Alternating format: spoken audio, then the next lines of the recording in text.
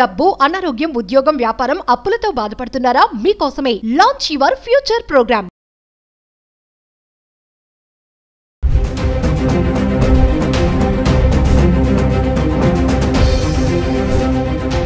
నమస్తే, welcome back to Suman TV. Present మనతో పాటు ఉన్నారు అనలిస్ట్ మందర్ కృష్ణారెడ్డి గారు. నమస్తే సార్. నమస్తే అమ్మ. బంగారం ధరల గురించి మాట్లాడుకుంటే మరి ఒకానొక రోజు 1,30,000 దాకా వెళ్ళిన ధర ఈ రోజు 1,20,000 మధ్యలో ఉంది. ఒక్కొక్క రోజు కొంచెం పెరుగుతుంది, కొంచెం తగ్గుతుంది. సార్, ఏదేమైనా ఇది వెళ్తుంది చాలా వరకు అనుకున్న వాళ్ళకి కొంచెం గుడ్ న్యూస్ అని అనుకోవాలి. మళ్ళీ ఒకవేళ పెరిగితే దానికి చైనా ఏమైనా కారణం అవుతుందా అంటే ఎందుకు అంటే ఒకసారి సార్. ఒక రకంగా మీరు చెప్పిన వార్తలో కొంత నిజం ఉంది, కానీ అది ఖచ్చితంగా అమలవుతుందా కాదా అని మనం చెప్పలేము. ఉధృతంగా పెరిగినటువంటి బంగారం రేటు 1,50,000 దాటి 2 లక్షల దాకా పెడుతుందేమో అని కొంతమంది భావించినటువంటి, అట్లాగే వెండి కూడా విపరీతమైన రేట్లలో వెళ్ళినటువంటిది పగ్గాలు వేసినట్టుగా ఒకసారి కొంచెం వెనక్కి లాగడం జరిగింది. బహుశా 10-15 వేల రూపాయలు సుమారుగా బంగారం రేట్లో 20 దాకా మనకు తేడా వచ్చింది. వెండిలో అయితే విపరీతంగా మనకు 50,000 రూపాయల దాకా కూడా తేడా వచ్చినట్టు కనబడుతుంది మనకు. ఇంకా ఇది తగ్గి 1 లక్ష దాకా వస్తుందేమో అని చాలామంది ఆలోచిస్తున్న టైంలో ఒక చిన్న జట్కి జరిగింది. ఇక్కడ ఏంటంటే, ప్రపంచంలో అత్యధికంగా బంగారాన్ని ఉపయోగించే దేశాల్లో చైనా ఒకరికి అగ్రగాములుగా ఉంది. ఈ చైనా లోపల ఎక్కువ బంగారాన్ని ఉత్పత్తి చేసే దేశంగా కూడా చైనా లోపల ముందు స్థానంలో ఉంటుంది. ఇంతకుముందు దీనికి వ్యాట్ రద్దు చేశారు. అంటే వ్యాట్ లేదు, బంగారానికి వ్యాట్ లేకుండా బంగారం కానీ, బంగారు ఆభరణాలు కానీ, స్వచ్ఛమైన బంగారం కానీ, బంగారు ఆభరణాలు కానీ వ్యాట్ రద్దు చేశారు. వ్యాట్ లేదు దానికి. వ్యాట్ లేకపోవడం వల్ల దాదాపు 5% తేడా సుమారుగా వస్తుండేది. 5% పన్నులు సుమారుగా 5 అంతకన్నా మించి కూడా కొన్ని చోట్ల ఎక్కువగా తేడాలు ఉండేవి. ఇప్పుడు అక్కడ నవంబర్ 1 నుంచి వ్యాట్ను అమలు చేయాలని నిర్ణయించుకున్నారు. ఎందుకంటే బంగారానికి ఎక్కువ మంది ఎగబడి కొనడం వల్ల రియల్ ఎస్టేట్ బాగా పడిపోయింది చైనా లోపల. మిగిలిన రంగాలు కూడా బాగా దెబ్బతింటున్నాయి. ఎందుకంటే పెట్టుబడి అంతా ఇక్కడ పెట్టడానికి ప్రయత్నం చేస్తున్నారు. రియల్ ఎస్టేట్లో పెట్టే వచ్చే లాభం కన్నా బంగారంలో పెడితే లాభం ఎక్కువ వస్తున్నటువంటి నిర్ణయానికి చైనీస్ కూడా వచ్చారు. భారతదేశం తర్వాత ఎక్కువగా బంగారాన్ని వాడేది చైనానే నేను చెప్పాలంటే. ఎందుకంటే ఉపయోగం లోపల భారతీయులు నెంబర్ 1 ప్లేస్లో ఉంటారు, తర్వాత చైనా నెంబర్ 2 ప్లేస్లో ఉంటుంది. ఒక్కోసారి అటు ఒకసారి ఇటుగా మారుతుంది. ఈ పరిస్థితుల్లో చైనా లోపల వ్యాట్ రద్దు చేయడం వల్ల బంగారం రేటు పెరిగే అవకాశాలు స్పష్టంగా కనబడుతున్నాయి. చైనాలో బంగారం రేటు పెరిగినట్టయితే ఎక్కువ బంగారం చైనా ఉత్పత్తి చేస్తుంది కాబట్టి అది ఉత్పత్తి చేసే బంగారం మీద రేటు పడినప్పుడు ఆటోమేటిక్గా మొత్తం దేశం ప్రపంచంలోనే బంగారం రేట్లో తేడా వచ్చే అవకాశం ఉంటుందనేది అనుకుంటున్నారు. కాకపోతే 5%, 10% లోపల మొత్తం ఒకేసారి 1,00,000 రూపాయల మీద పెరుగుతుంది కూడా అనుకోవడం కరెక్ట్ కాదు. కొద్ది మార్పులు వచ్చే అవకాశాలు అయితే ఉన్నాయి. మరి ఈ ఒక్క కారణం చేతనే బంగారం ప్రపంచంలో మొత్తం తేర్పు వస్తాయంటే వేరే కారణాల వల్ల ఇంకా తగ్గడానికి అవకాశాలు కూడా ఉండొచ్చు. ఎందుకంటే మనం చెప్పుకున్నాం, బంగారం రేటు తగ్గడానికి కానీ పెరగడానికి కానీ ఒక్కటే కారణం ఎప్పుడు ఉండదు. ప్రపంచంలో జరిగేటువంటి అనేక కారణాల్లో దీని మీద ఆధారపడి ఉంటాయి. మనం చెప్పినట్టుగా డాలర్ స్ట్రాంగ్గా ఉండడం కానీ, లేకపోతే అలాగే స్టాక్ ఎక్స్చేంజెస్ చాలా స్ట్రాంగ్గా ఉండడం కానీ, ఇండియన్ రూపీ స్ట్రాంగ్గా ఉండడం కానీ, అలాగే యుద్ధాల గురించి కూడా మనకు ప్రపంచ శాంతి ఉండడం కానీ, ఇలాంటివన్నీ కూడా దీని మీద ఆధారపడి ఉన్నాయి. ఇంకెక్కడైనా ఏదైనా తేడా వస్తే ఆ తేడా కూడా దీని మీద కనబడే అవకాశాలు ఉన్నాయి. కాబట్టి కానీ ఒకటి స్పష్టంగా కనపడుతుంది ఏంటంటే, ఇప్పుడున్న పరిస్థితుల్లో ఇంకా ఏ మార్పులు రాకపోయినట్టయితే కొద్ది గొప్ప డెఫినెట్గా మార్పు అనేది పెరగడానికి అయితే అవకాశం దోహదం కనబడుతుంది. అది ఎంత పెరుగుతుంది, ఎంత మేరకు ఉంటుంది మార్కెట్లో మనం చెప్పలేం. కానీ డ్రాస్టికంగా పెరిగిపోయి ఒకటేసారి 1.5, 1,50,000, 2 లక్షలు పోతుంది మాత్రం చెప్పడానికి వీల్లేదు. ఒక 5-10 వేలలో తేడా వచ్చే అవకాశాలు కూడా ఒక చైనాలో వ్యాట్ విధించడం వల్ల వచ్చేటువంటి మార్పు వల్ల ఉండే అవకాశాలు ఉన్నాయి. అంతకన్నా గొప్ప మార్పులు అయితే జరగకపోవచ్చు అని మనకు అనిపిస్తోంది.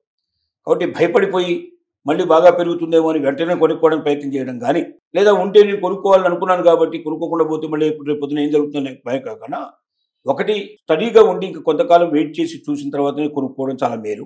లేదు కొనుక్కోవాలి అనుకున్నట్టయితే మీ దగ్గర డబ్బు ఉంటేనే కొనుక్కోండి. ప్రతిసారి మనం చెప్పే మాట, వడ్డీకి తెచ్చి అప్పు చేసి పప్పు కూడా తిందామనే ప్రయత్నం మాత్రం చేయకండి. తద్వారా చాలా తేడాలు వచ్చే అవకాశాలు ఉన్నాయి. బంగారం కూడా ఫ్లక్చువేషన్లో ఇప్పుడు ఉంది, నడుస్తోంది, స్థిమితంగా లేదు. ఒక స్థిమితమైనటువంటి పరిస్థితికి వచ్చిన తర్వాతనే బంగారం మీద పెట్టుబడి పెట్టడం అనేది ఎవరైనా చెప్పగలేటువంటి హితవు చేసేవాళ్ళు. ఇంకా బాగా డౌన్ అయిపోయింది అనుకోండి, అప్పుడు మీరు కొన్నదంతా కూడా వేస్ట్ అయిపోయే పరిస్థితి ఏర్పడుతుంది మీకే అనిపిస్తుంది. బాగా పెరిగితే అయ్యో నేను చాలా అదృష్టవంతులు అనిపిస్తుంది. అంత డ్రాస్టిక్గా పెరిగే అవకాశాలు అయితే లేవు, తగ్గడానికి అవకాశాలు అయితే ఎక్కువ కనబడుతున్నాయి. పెరిగితే కొద్ది గొప్ప పెరగవచ్చు, అంతకన్నా ఎక్కువ అయితే తేడా రాకపోవచ్చు. ఇప్పుడున్న పరిస్థితులను బట్టి. Yes. పరిస్థితులు ఏమైనా మారితే ఆటోమేటిక్గా దానికి తగ్గించిన పరిస్థితులు ఉంటాయి, సిచ్యువేషన్స్ ఉంటాయి. వీటి బట్టి వెండి మాత్రం పెరగడానికి డెఫినెట్గా అవకాశాలు ఉన్నాయి, ఎక్కువ అవకాశాలు ఉన్నాయి. అది ఇప్పుడు ప్రస్తుతానికి తగ్గుతుంది కానీ భవిష్యత్తులో పెరగడానికి అవకాశాలు ఎక్కువ ఉన్నాయి. Yes. ఇప్పుడు తగ్గడానికి కూడా కారణాలు ఏంటంటే కొన్ని వాహనాలు వాటికి సంబంధించినటువంటి ఉత్పత్తులు కొంత తగ్గాయి.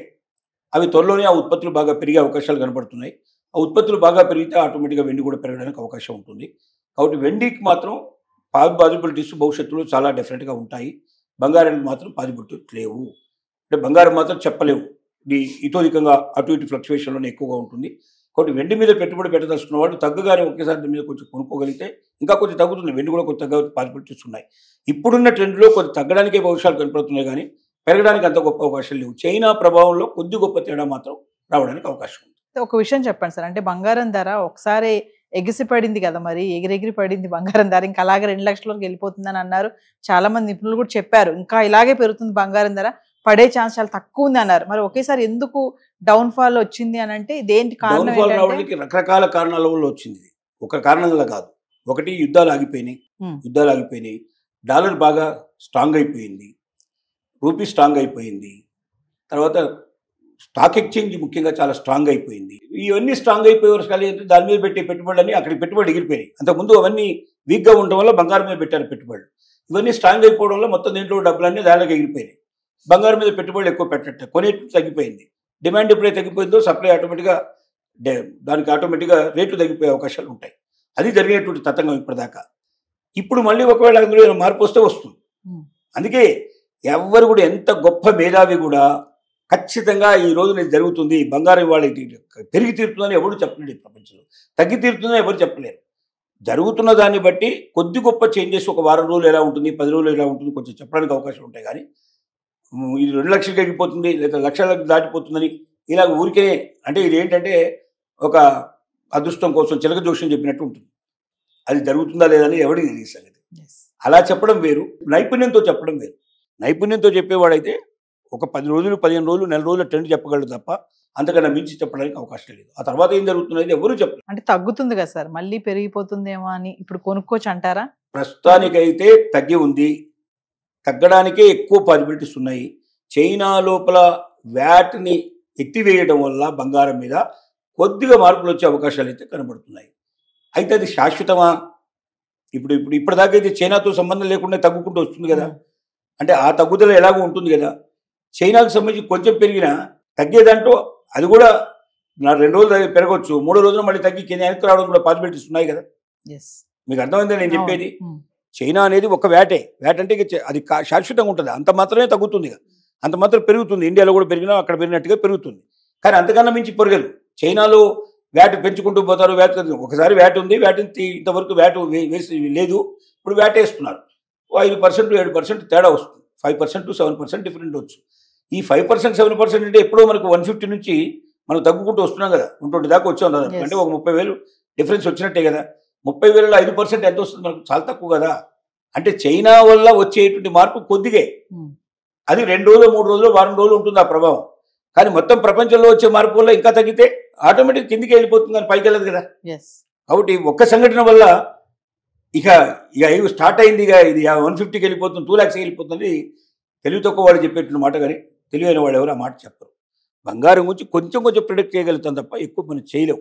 కారణం ఏంటంటే అనేక సంఘటనల మీద ఆధారపడేది. ప్రపంచంలో ఏ మూల ఏ సంఘటన జరిగినది బంగారం మీద ప్రభావం చూపిస్తుంది.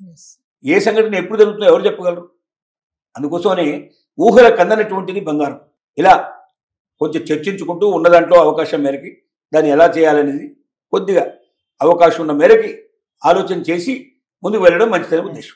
ఇన్ కేస్ కనుక పెరిగితే దానికి చైనా కారణం కావచ్చు అంటారు. ఇప్పుడు పెరగడానికి మాత్రం చైనా కారణం కావడానికి అవకాశం ఉంది. అంటే చైనాలో వ్యాట్ తీసేయడం వల్ల చైనాలో రేట్లు పెరిగినప్పుడు చైనా నుంచి వచ్చే బంగారం అంతా ఆటోమేటిక్గా ఎక్కువ రేటుకు వచ్చే అవకాశం ఉంది. చైనా నుంచి ఎక్కువ బంగారం వస్తుంది కాబట్టి బయటికి డెఫినెట్గా బంగారానికి రేటు కొంత తేడా వచ్చే అవకాశాలు అయితే కనబడుతున్నాయి. అంటే తాత్కాలికంగా కొంత రేటు పెరిగే పాసిబిలిటీస్ ఉన్నాయి, అది శాశ్వతమైందని మాత్రం చెప్పడానికి అవకాశం లేదు. Thank you sir.